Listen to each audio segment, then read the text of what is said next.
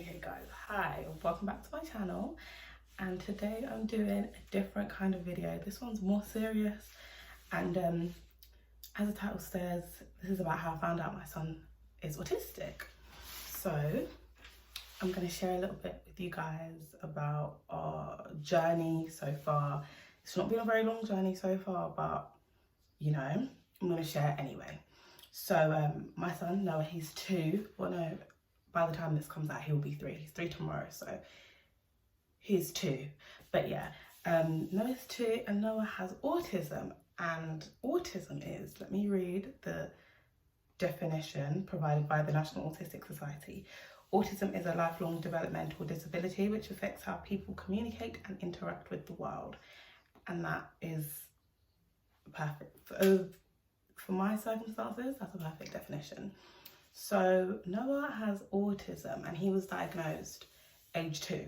So he was diagnosed last year in 2020 in October. So generally children are not diagnosed that early, but we knew. I've known for a long time, but it was just never confirmed, you know. But we knew and we wanted to do something about it, so we went and got him diagnosed. But yeah, usually children are not diagnosed for a while, so I think around like 3, maybe 4, and later than that as well. Like some kids, according to the professionals, they work with children who are like 7, 8, who are only just being diagnosed, and some people aren't even diagnosed till they're adults. So yeah, it all depends really. Yeah, it all depends, and it's kind of different for girls and boys as well. But it seems from the statistics that autism is more common in boys, but apparently it's actually that girls manage to mask it better, so they're able to hide their symptoms in their behaviours and their characteristics, and it's kind of not recognised in girls as frequently as it is in boys. That's kind of interesting. So yeah guys, so the main purpose of this video is basically to just share my experience so far with a 2, almost 3-year-old basically. Autism is more common than people think, more common than I thought, you know, this time 2 years ago as well. And since my son was diagnosed, not even since he's been diagnosed, since I had speculation that he was autistic, I'm just so much more intrigued now about development and, you know, children's development. And I speak to people all the time about, you know, like children's development and Noah's development and all that stuff, because it's crazy how it all happens so differently for every child. Every child really is different, and every child really does develop at different times, different rates, different speeds, you know. So yes, I'm just here to share my story, and hopefully that will encourage someone to, you know, trust their instincts or have their child seen by a professional if they have concerns, or, you know, just make someone a bit more aware about the condition. You know, it doesn't have to be a mum, it could be anyone, you know, literally anyone. Knowledge is power, right? So it affects the brain basically, and pretty much I speculated that Noah was autistic because he wasn't responding to his name. So he was like, I would say about 14 months and he wouldn't respond to his name. So we would say, Noah, Noah, Noah, and he wouldn't respond to his name.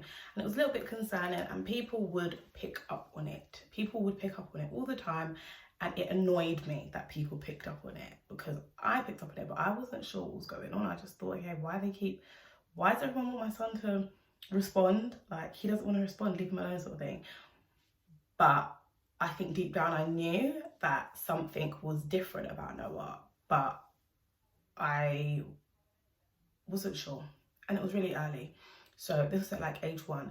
He kind of regressed. So when he was about 11 months, 12 months, he would wave, and like we would say bye, he would wave. And then when he got to about 13, 14 months, he stopped doing that. So we would say bye and he would just sort of be doing his own thing. He was not interested in waving. He wasn't interested in doing, you know, showing any interest in humans, in adults, in other kids. He just wasn't really interested. And lots of people just be like, yeah, Noah's in his own world, Noah's in his own world. But, you know, obviously as parents, we knew he was in his own world. We didn't necessarily know it was autism at the time. So let's fast forward to about 16 months, where they say children should be saying, like, you know, their first words according to, you know, the NHS websites and all the other places that tell you what kids should be doing when they should be doing it. So Noah was not saying any words, and he didn't seem like he was interested in saying any words. It didn't look like any words were on their way. He really did regress. So before this, he was saying like mama, dada, baba, like, but then he stopped. He just totally stopped that. Around 16 months, there was no words. He would just kind of like do his own thing. When I say do his own thing, I mean he would kind of like play with things, spin around in circles. Yes, any parents who have children with autism, you're gonna know exactly what I mean. Spin around in circles. He would just do things like repetitively, basically. And it was then, I think about 16 months, I thought, yeah, he might be autistic. And every single time I thought about it, it made me so upset. And now I say that, I feel awful that I felt that way, but it's the truth, and that is how I did feel. Because I just thought, oh my gosh, like, if my son has autism, his life's going to be more difficult. And, you know, as parents, you don't want your child's life to be hard, you know. And yeah, it just made me really upset. And I would, you know, I mentioned it to his dad a few times, and he was just like, no, you know, he's fine, he will talk, he'll do it. But it's just his grandparents are like, no, he's fine, he'll talk, he'll do it. But, you know, as a mom, in the back of my mind, I was like, yeah, I get it, you guys are hopeful, but I'm researching here, and this is what it's saying, like, hello. Anyway, so about 19 months, he came back from summer holidays at nursery, and his key worker was like to me, okay guys, I want to talk to you guys, because, you know, he's not really saying any words, like, he's a really clever boy, and he does things, you know, around the same time as kids his age, but like the communication, it's just not happening, basically. He's not communicating in the way he should be at this age. And I was just like, yeah, do you know what, like, we had concerns, but we thought, you know, he's too young, and we kind of left it. But as soon as his key worker mentioned it, that was it, we were on it. So we were just like, yeah, this is it. We've had the green light from a professional that Noah's having difficulties, basically. So we booked an appointment at the GP, mentioned it, they referred us to speech language therapies. This is the process. They referred us to well, I'm sure this is the NHS. This is the process across the NHS, I think. Someone correct me if I'm wrong, but where I live in London, this was the process. So they referred you to speech language therapy, where we had to wait 13 weeks. So at this point, he was about 18. He wasn't. 18 months. Yeah, 18 months. We had to wait 13 weeks, and that was just standard. 13 weeks for an appointment. This was September 2019. November 2019, we had a first appointment with a speech language therapist, and she literally just observed him, let him play with some toys, and just saw the way he played and the way he was acting. Noah was acting like Noah, but as the speech language therapist was observing him and mentioning things to us, I was noticing how differently Noah played than other children played. So there were no other kids there, but the things she was picking up on, like, he doesn't do pretend play. So he wouldn't get like 2 teddies and like, he wouldn't. He'd like get a teddy and put it in the washing machine and then close the door and then walk off, basically. Or he wouldn't get food and put it in the saucepan. He'd put the saucepan on the floor and then maybe put a duck in it, and then a number, and then another duck, and then another number, like things like that. He wasn't playing with things in, like, you know, like a pretend fashion. So we were like, okay, yeah, like, we could see that she has concerns as well. Not major concerns, but she recognises that we've come here for a reason, and she is validating our concerns, basically. Fine. We had to wait another 13 weeks to see another speech language therapist. So that is the thing with speech language in my area. 13 weeks, that's it. You got to wait 13 weeks for your next appointment. So 13 weeks came, and oh no, so she said, yes, Noah has social communication difficulties. And I said, okay, where does autism come into this?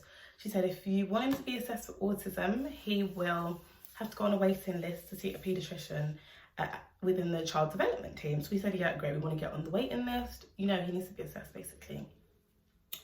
I said, how long's the wait? Like 13 weeks as well? I was like, that's ridiculous.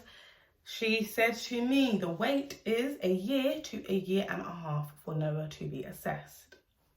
Bear in mind, I said November 2019. This is before coronavirus. So February 2020 comes, just before COVID really hit. We went to see a speech language therapist, and she showed us like how to play with Noah in ways to encourage his communication basically with us. So just she showed us, she was playing with him, we would play with him. She would just see how he reacted basically. Kind of different to the other lady. She was more observing him. This lady was more hands-on. She was like really playing with him. We were chatting. It was nice. That was February, okay? So she also said yes. In a lot of cases, children can have social communication difficulties, and they are autistic. So you can have social communication difficulties and be autistic. You can have social communication difficulties and not be autistic, but you can't be autistic and not have social communication difficulties. Something like that. Don't take my word for it, but basically social communication difficulties doesn't mean autism. I was saying, do you think he's autistic? And she was basically in a roundabout way saying, I can't diagnose autism, which I understand because that's not her job. But from what she was saying to me, she was saying, you have very good reason to believe that your son might be autistic. So fine. By this point, I was kind of coming to terms with it. I wasn't upset anymore. I wasn't crying anymore. I just wanted the best. We just wanted the best outcomes for our son, and that was that. So it wasn't about us getting upset anymore about, you know, what this means down the line. We don't know. We just wanted to get the best outcomes for our son and inform ourselves as best as we could. Okay, so at this point, Noah is 1 and he's almost 2. So it's a month before his 2nd birthday. So coronavirus hit in March. I received letters from the child development team saying, yeah, Noah's on the waiting list, won't be able to see him for a year to a year and a half. So I was just like, cool, wrap that up, put that in the drawer. We also were referred to an educational psychologist who, her job is to observe Noah in a school setting or nursery, in an educational setting, so like his nursery. School, nursery, for Noah it's nursery. And give us ways, and also, you know, his key worker at nursery, the ladies who work at his nursery, and the manager, ways to help Noah learn, basically, because the way he learns is different to other children. So we didn't hear from her until September 2020. So guys, this is like a year after I flagged my concerns to the GP. That's the first time we're hearing the educational psychologist. Now, I know coronavirus and I know the NHS are under everything, but yeah, I was like, this is crazy. I was just thinking, do you know what? There are parents out there who haven't raised their concerns yet. And I'm just thinking, if you've got concerns, you've got to raise them ASAP, because the waiting times are ridiculous. Like, we had to wait a year and he was only 1, so we're lucky because, you know, they can't really do that much at 1. But, you know, for an older child, that could be much more detrimental. Anyway, so we had a Zoom call in the July with the speech language therapist again, which was not that helpful because it was Zoom and she was just talking to me really. No, we didn't really need to be in it. She just wanted to know what he was doing that was new. And yeah, he wasn't communicating still. He was just kind of doing his own thing, communicating in his own way. He didn't have any words. At this point, Noah was 2 1/4, so 27 months. Sorry, he was 27 months. So then we had an educational psychologist a few months later, and then we went, so we had an educational psychologist in September, and it was then we decided we can't wait, we can't do this 13-week, 1 year, 1 year and a half business, especially because now coronavirus is here. Speech language was virtual via Zoom, which I didn't feel like was very beneficial for Noah. And then we had educational psychologists who we were having meetings with every 13 weeks as well, every 3 months as well. But she couldn't go into the nursery because of coronavirus. So, and then we're waiting for the paediatrician. And I'm thinking, okay, they said 1 year to a year and a half before the word COVID-19 was even mentioned in this country. So only God knows how long it's going to take for Noah to be seen by the paediatrician and the child development team. So we made the decision to get a private diagnosis for Noah. So a private diagnosis, you can still get an NHS diagnosis. You're still on the NHS waiting list for, you know, a year to a year and a half, or however. Oh no, I got a letter in the post basically saying that they're not sure how long, but there will be a delay. So it's not going to be a year to a year and a half. It's going to be longer, but they're just not sure how long. And I was just like, no, we can't do that, because at this crucial stage of development for him, I just didn't feel like I was willing to wait that long, and we were waiting for everything already, and we didn't really feel like much was happening. So we went private.